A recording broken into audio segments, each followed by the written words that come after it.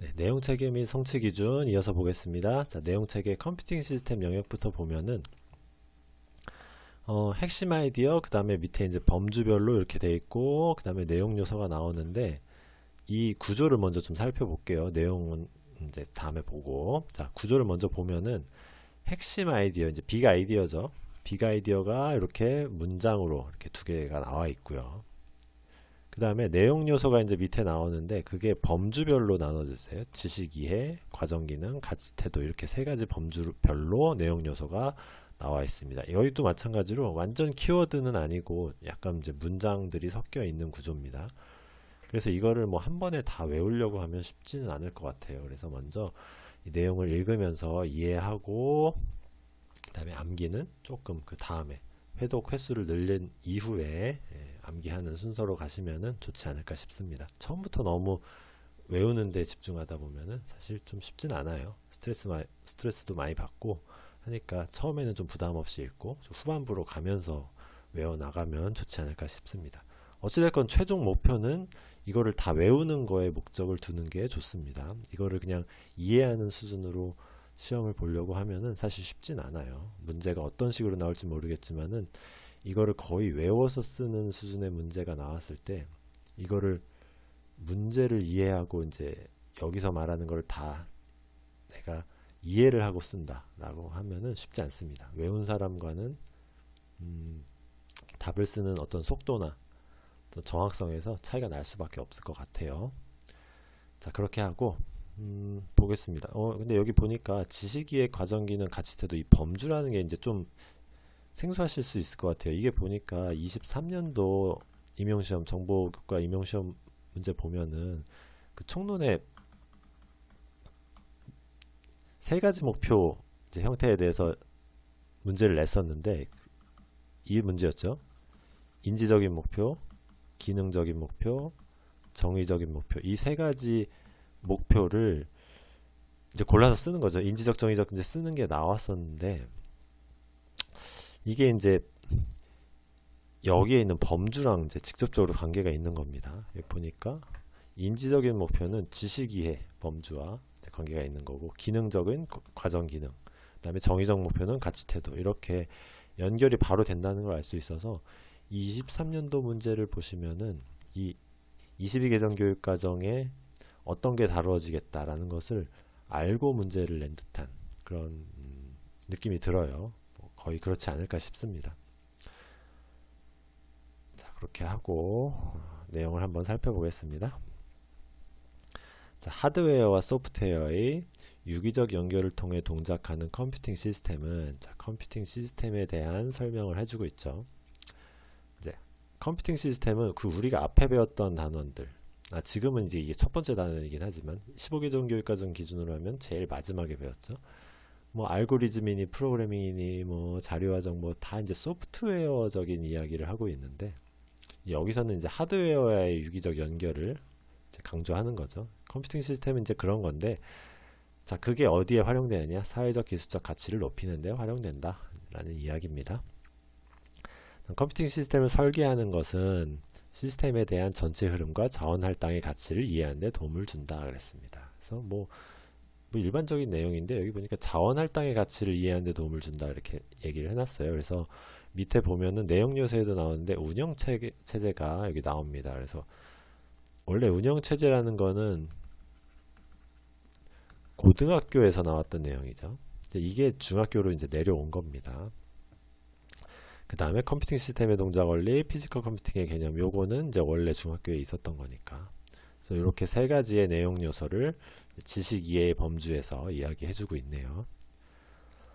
자, 그렇게 하고 과정 기능도 이어서 볼까요? 컴퓨팅 시스템의 구성 요소를 파악하고 동작 원리를 운영 체제와 관계 짓기를 했습니다. 구성 요소 파악하는 거는 뭐 15개정 교육과정에서도 했던 내용이고, 여기 이제 운영 체제와 관계 짓는 거 역시 마찬가지로 운영 체제에 다 연계돼서 지금 나오고 있는 거죠.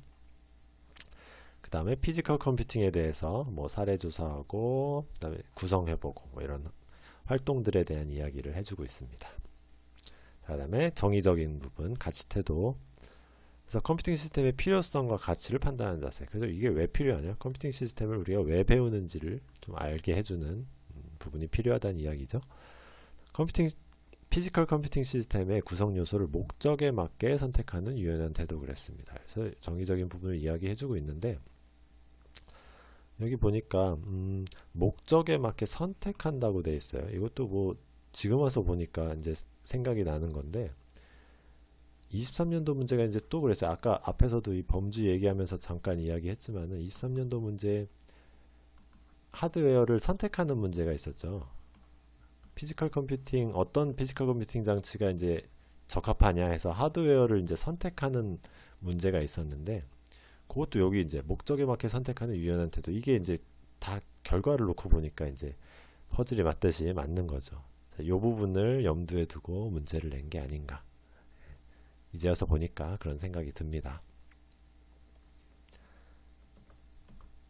네, 다음 데이터 영역 한번 보겠습니다. 자, 핵심 아이디어부터 이제 읽어볼까요? 이제 구조는 이제 눈에 들어오시죠. 같은 구조입니다. 핵심 아이디어, 그 다음에 내용 요소 세 가지 범주로. 자, 데이터를 관리하기 위해서는 아날로그 데이터를 컴퓨터에서 처리할 수 있는 디지털 형태로 변환하는 거죠. 자, 아날로그를 디지털로 변환한다. 그 다음에 문제 해결을 위해서는 필요한 데이터를 수집하고 분석하여 의미를 해석하는 것이 필요하다. 수집된 데이터 간의 관계를 파악하고 구조화하는 것. 자, 정보의 구조화, 가장 중요한 용어였는데, 여기도 마찬가지로 22년도에도 마찬가지로 구조화라는 단어가 빠지지 않았죠. 데이터를 통해 새로운 지식을 찾는 데 도움을 준다 그랬습니다. 자, 그러면 내용 요소 한번 보겠습니다. 지식이해의 범주에 보면 디지털 데이터 표현 방법, 그 다음에 데이터 수집과 관리, 데이터 구조화 및 해석해서 뭐 보시면은 뭐 새로운 내용은 아니에요. 15개정 교육과정과 비교를 해봐도 그냥 읽으면 이해할 수 있는 수준일 거고요. 과정 기능 보면 다양한 데이터를 디지털 데이터로 표현하기, 데이터를 목적에 맞게 수집, 분류, 저장하기, 데이터를 구조화하고 의미 해석하기, 이렇게 되어 있습니다.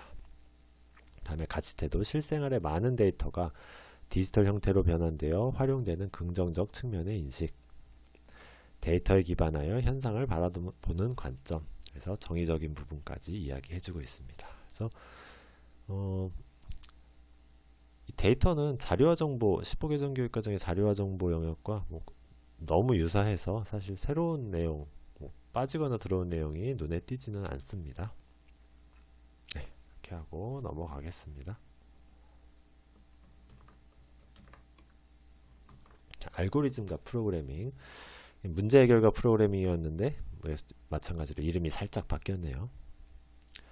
자, 핵심 아이디어부터 보면 알고리즘은 다양한 설계 전략을 통해 일상생활의 문제를 해결하는 데 활용된다. 자동화를 고려해 설계된 알고리즘은 컴퓨터가 이해할 수 있는 언어로 구현되어 생활을 더욱 편리하게 하는 데 활용된다. 프로그램 개발은 협력이 필요하며 공유하는 문화를 통해 더 좋은 프로그램이 개발된다 그랬습니다. 그래서 협력, 공유, 자, 이거를 중시하는 게 역시 이 기조는 15개정 교육과정과 똑같죠. 이어가고 있습니다. 협력, 공유가 중시되고 있다. 혼자 코딩하는 것이 아니다 라는 것을 이야기해주고 있습니다.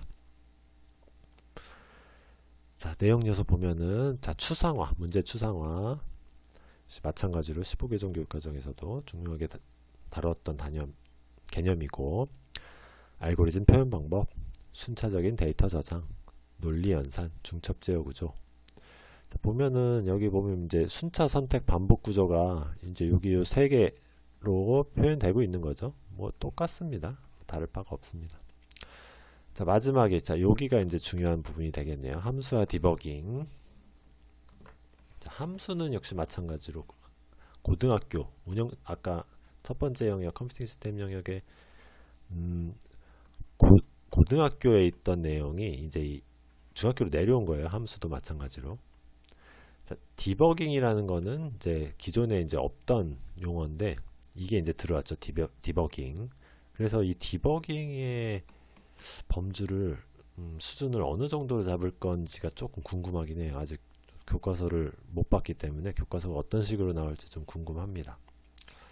그래서 디버깅을 정말 코드 수준까지 내려가서 볼 것인지, 우리가 C 언어 코딩할 때 브레이크 포인트 걸듯이 브레이크 포인트 걸어서 뭐 변수값 따라가는 정도의 그런 정도의 디버깅을 할 것인지 아마 그렇지는 않을 것 같아요. 제 생각에는. 그래서 이 밑에 보면 과정 기능에서 오류를 발견하고 수정하기라고 이제 되어 있는데, 그래서 이게 사실 뭐 교사가 하기 나름이겠지만은 디버깅의 개념을 알고 오류를 발견하는 정도 하고 수정하는 정도의 디버깅이라고 보시면 되겠습니다. 텍스트 프로그래밍을 하는 게 아니기 때문에 뭐 아주 수준 높은 디버깅까지 할 것 같지는 않아요. 네, 그렇게 하고 함수는 뭐 고등학교에서 배웠던 내용 그냥 보면 되겠습니다. 그래서 모듈화 나와 있네요. 네, 그렇게 하고 이 디버깅 부분은 이 뒤에 성취 기준 해설 보면서 좀 더 이야기 나눠 보겠습니다. 자, 가치 태도입니다. 문제 분석을 통한 추상화의 중요성을 이해하고 실생활 문제 해결을 실천하는 자세에 그랬습니다. 그래서 추상화. 그 다음에 문제 해결을 위해 다양한 해법을 탐색하고 명확하게 알고리즘으로 표현하는 자세. 소프트웨어를 통한 협력과 공유의 가치. 예. 프로그램의 효과성을 분석하고 프로그램의 오류를 해결하는 자세. 그래서 뭐 이 지식이의 과정 기능 가치 태도가 다 하나씩 이제 쌍을 이루잖아요. 읽어보면은 충분히 이해될 수 있는 내용들이 되겠습니다. 그래서 여기서는 지금 다 기존에 있던 내용인데 앞에 영역들도 그렇고 지금 이렇게 함수와 디버깅 기존에 이제 없던 내용이 들어왔으니까 당연히 중요하게 봐둬야겠죠. 여기 네. 한번 다른 부분보다 좀 더 반복적으로 보시기를 추천을 드리겠습니다.